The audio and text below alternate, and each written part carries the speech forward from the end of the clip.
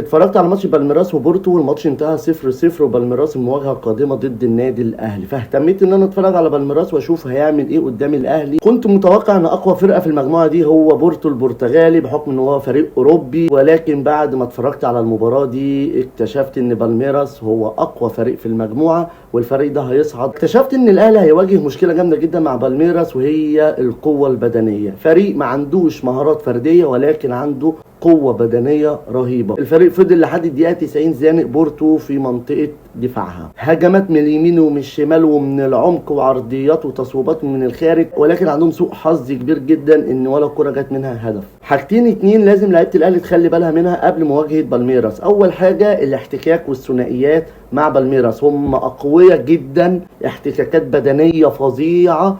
اي ثنائيه هتبقى ما بين لاعب للاهلي ولاعب لبالميراس، البالميراس هيبقى عليهم الابر هاند واليد العليا في الفوز باي ثنائيه داخل المباراه.